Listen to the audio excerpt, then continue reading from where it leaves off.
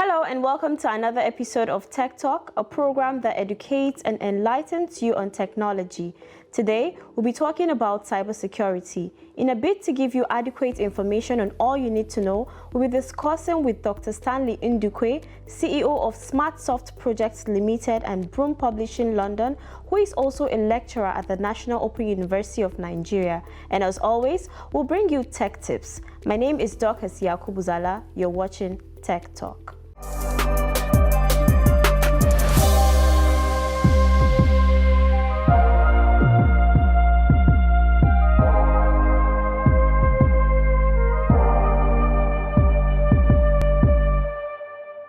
Cybersecurity is a practice of defending computers, servers, mobile devices, electronic systems, networks, and data from malicious attacks.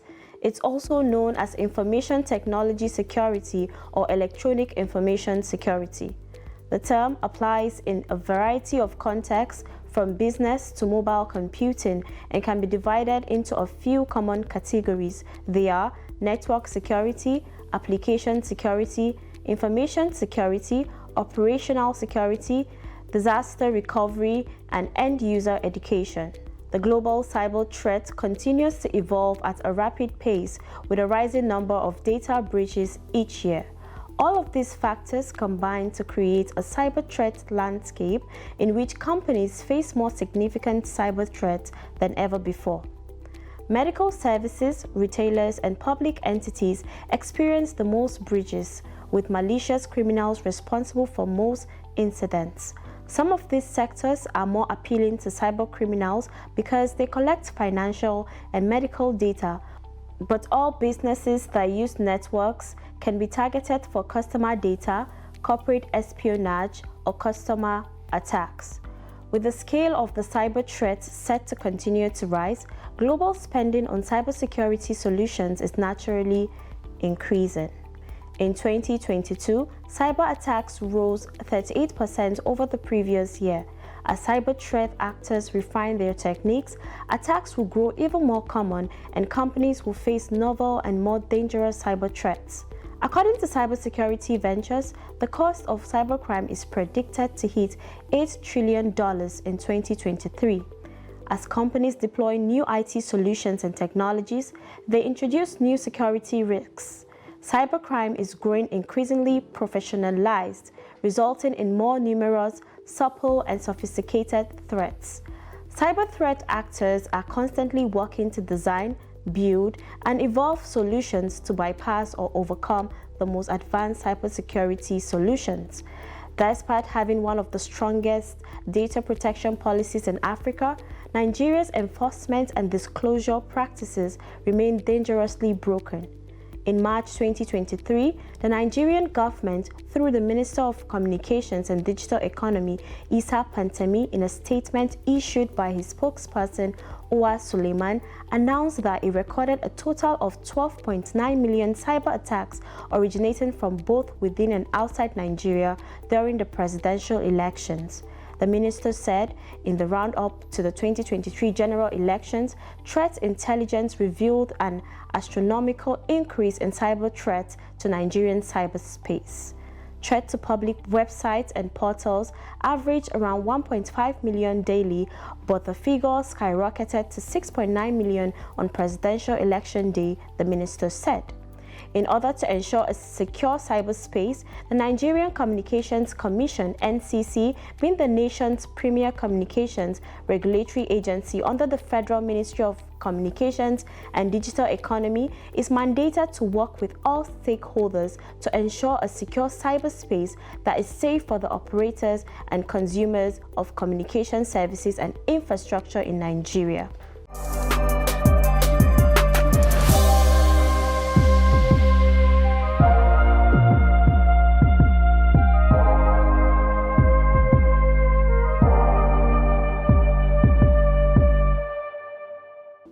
We now have Dr. Stanley Ndukwe, who is joining us via Zoom in Abuja. You're welcome to the program today. Thank you very much for this invitation. All right. Can you describe your experience and background in the field of cybersecurity? My experience in cybersecurity is bifurcated in the sense that it's first of all from the practical experiences I've had working in the cyber industry, and then from the research experience I've had in the industry. I have done a couple of research, and I still do research both in technology, in IT generally, in artificial intelligence, and then in cybersecurity at its core. So it's two phases, both working in the industry and also researching the industry as it is unfolding, both in Africa, Europe, America, and globally. All right. What are the key challenges and trends you see in the cybersecurity landscape today? Yeah, the first challenge is the human resource challenge. A lot of people are not quite interested in that field, given the technicalities, given the costs of, learning and getting yourself educated in that field. So we have scarcity of human resource. Secondly, the challenge of infrastructure and development. So we are having an issue whereby every year we have innovation in the field. And for you, both as an individual, as a company, as a country, both public, private sector, you have to be updated infrastructurally. And a lot of organizations, government bodies don't have such interest in investing in infrastructure that can make sure that their cybersecurity is top-notch, is updated, and very, very effective. So the issue of human resource, infrastructure, and then the issue of will, enterprise will to be able to build on the cybersecurity is lacking around both the business, landscape, the public sector landscape, and otherwise. So these are the three major challenges we are looking at now in the field. All right, so these challenges and this latest development, how do you stay updated with these? How do you stay updated with the latest developments and emerging threats in cybersecurity? Like I said in the first question you asked, I'm a researcher in the field, so it's through constant research, through constant following of IT companies, from McAfee to different big organizations, Microsoft. They are absolutely interested in bringing up new investments, new technologies, new innovative products and services. So we keep researching, we keep getting ourselves updated to hear and learn about what is going on. So it's through constant research I get myself updated. And I'm a membership of a couple of groups, both social media groups and research groups, and I get news from all these spaces that make me to be aware of what is happening. So it requires time, it requires constant studying to get to know what is happening, new trends, new antivirus, new packages in the field. So it requires constant research, absolutely. All right. What are some common vulnerabilities and weaknesses you often come across in organizations in organizing cybersecurity systems? For example, we have careless exposure of buckets. Recently, an organization of government, the parastatal in Nigeria, exposed their bucket that has over 10,000 details, names, date of birth, account numbers of clients and users. So such problems are recurring. Even some banks recently had issues whereby their data were exposed through a hacker. So the issue of bucket exposure, hacking, and phishing of people's data is absolutely problematic right now in the field. So we also have the issue of also leakage, whereby an in-house staffer, leaks certain data to be able to for a cost or for a fee. So these are the kind of problems we are having. So organizations are facing such problems by in-house data officers leaking their data to the public. So these are the kind of problems that are very, very rampant in the field. All right, so what are the common types of cyber attacks out there, and how do we prevent them? In this age, the machine learning stage where we are now, we have machine learning attacks. We have the problems now with artificial intelligence attacks going on. We have Trojan horse attacks. We have the virus attacks on systems. It's very, very rampant right now. We have different groups that are, they send viruses to organizations to sponge and crash their systems. This is happening steadily in most organizations, both in Nigeria and outside of the country. So the best way to prevent some of these challenges is to build on infrastructure. The first is infrastructure. Make sure that you have tight data server, because some viruses can get into your server and crash it. You've got to have strong data server systems that are very, very updated. You must have employees or trusted human resource data officers who go on courses steadily on how to prevent viral launches, how to prevent Trojan horses, how to prevent what we call the cyber worms. You've got to have strong ones that are trusted, that can be able to go on training weekly, monthly, yearly, so that they can be able to offer the organization constant checks, constant updating of the system to make sure nobody is being able to attack the systems.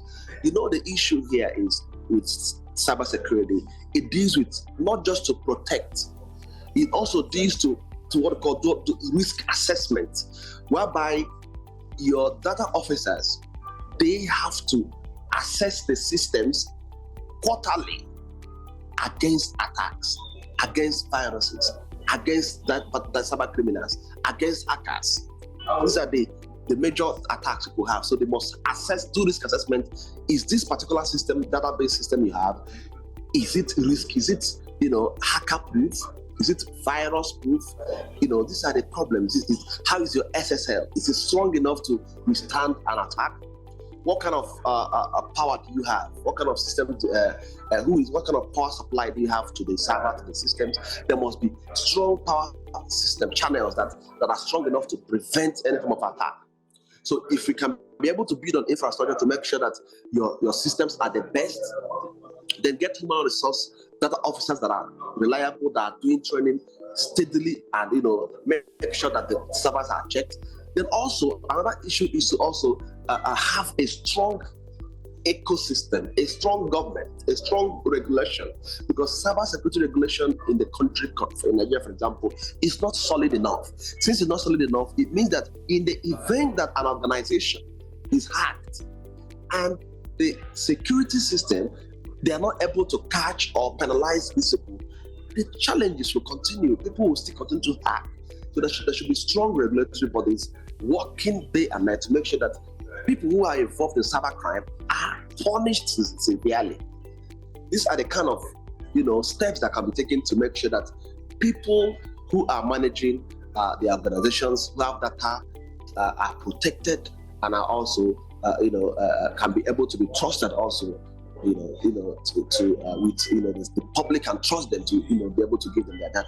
So these are the areas that that could prevent all these challenges in the data cybersecurity sector. Can you discuss the role of employee awareness and training in maintaining strong cybersecurity practices within an organization? Like I tried to buttress earlier, the role is paramount.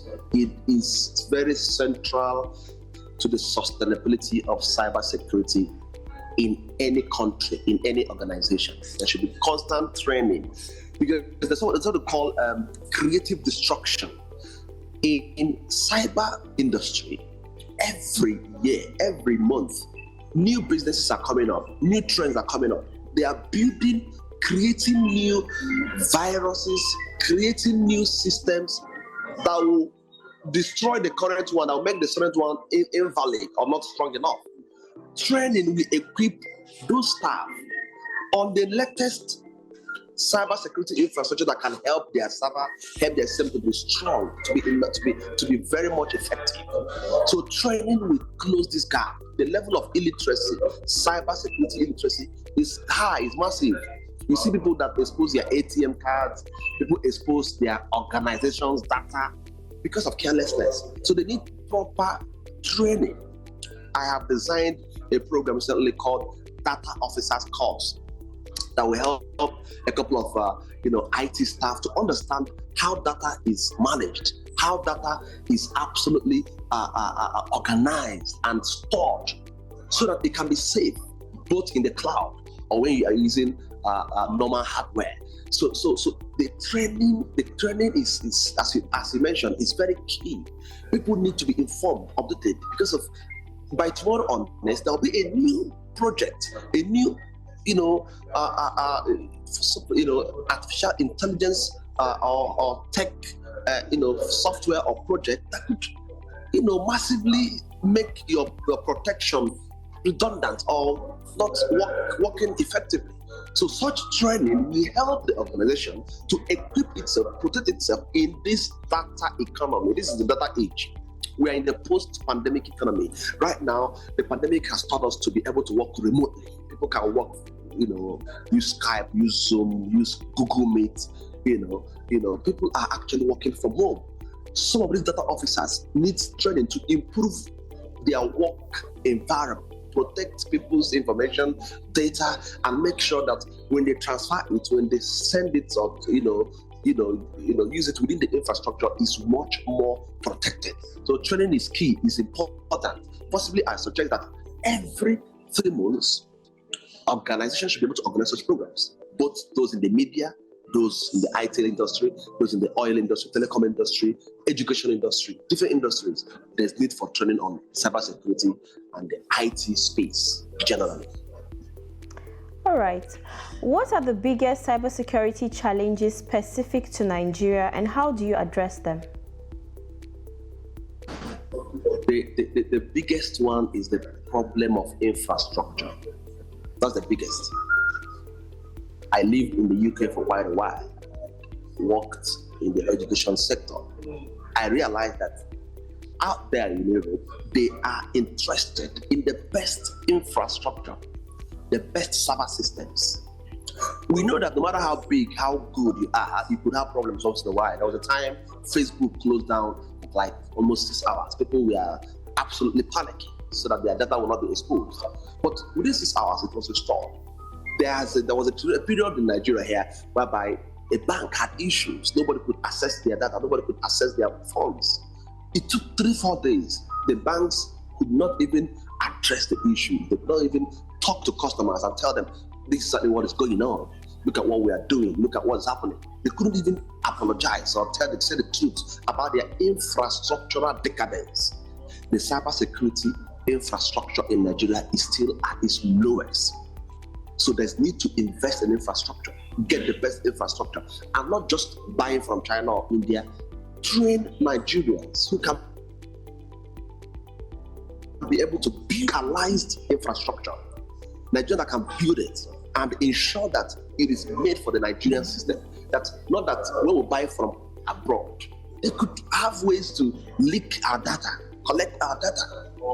See what happened during the election. The INEC complained that their systems were hacked several times. That was why they removed the IRF or something like that. It's because of lack of infrastructure. We didn't build the infrastructure. It was important ourselves for cybersecurity. This infrastructural building, this infrastructural development, that's the work of NIPDA. There's a need to invest hugely, both at the grassroots levels. Then, apart from infrastructure, training of those that will use the systems, training the trainers, give them a modern education and an up-to-date education on how the cybersecurity systems work and how to how to protect data, how to react in the event of a challenge, of a hacking, of a cyber crime or cyber terrorism. How can they react? So these are the two major areas. Let that infrastructure revolution happen in the cybersecurity system in Nigeria. It will go a long way to prepare us for the future, because the future is a data managed, a data programmed future. Nigeria has a bad reputation for cyber crimes and other related issues. How do you think the government, or how do you think this problem can be tackled? Yesterday, I was in Kano. I just flew back. I went to teach about the issue of is an agro-business training. And with that training, we'll talk about the problem of poverty. Nigeria is a very poor country. Most of the cyber crimes we are hearing that is recorded is because of one, poverty. Another two is lack of jobs, the high level of unemployment. During the training yesterday, we tried to find out why do we have high level of poverty. It's lack of political content, political inspiration, political impression. Most communities, most young people, after service, there's no job for them. This is why we have cybersecurity problems. This is why we have cyber crimes that is everywhere. So the first thing is there should be leadership that looks at the youth and solves their problems. Create industries, create businesses. I have done a talk some time ago about the issue of creating cyber hubs. Cyber hubs in every local government in Nigeria, 704 local governments, whereby you train people on how to manage the cyber world, cybernetics generally. Such IT hubs could be spaces where people can learn how to develop softwares, how to develop websites, how to develop systems, how to build antivirus systems, how to build all these systems. It will also create jobs. There should be the same thing they are doing in China.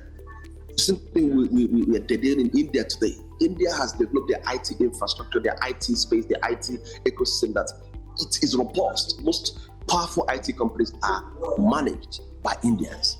So there is need for our government to solve the poverty problem, create industries, cyber industries, where we will have better and stronger cyber education, so that it can flow across companies, organizations, public sector organizations, private organizations, and by that help us to solve the problem of cyber crime and cyber insecurity in Nigeria. And it's not just about trying to police the social media, police people's data. That's not enough. People are hungry. Build ways to feed them. Then create, the third one is to create a cyber security regulation system that is top notch. Not when people commit such crimes, they go free. You can't even catch them because you don't even have the cyber security apparatus to be able to locate where they are and be able to apprehend them. So we need to invest in that and see how to solve these challenges. It's important at this point that we invest in both people, the infrastructure, solve the problem of unemployment, solve the poverty problem in Nigeria. It will help and affect cybersecurity generally. Thank you so much, Dr. Stanley Ndukwe, for joining us on the program today. Thank you very much. So we'll go on the short break, and when we return, we'll bring you tech tips. Stay with us.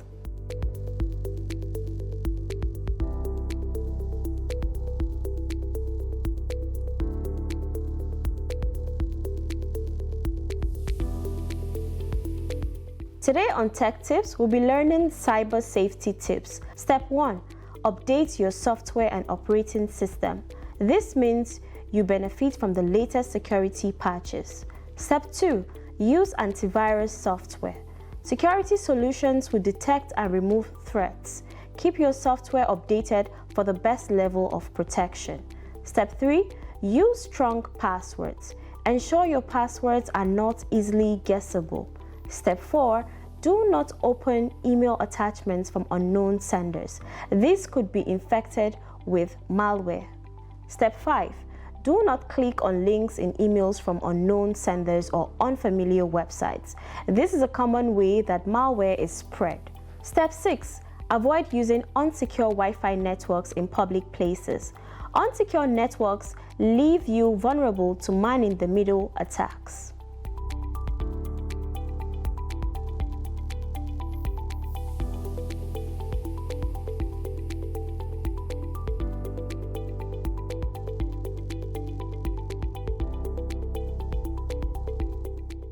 And that's how we wrap it up today on Tech Talk. You can drop your comments and contributions on all our social media platforms. Don't forget to join in next week, same time, same station, for a fresh edition of the program. My name is Dorcas Yakubuzala. Goodbye.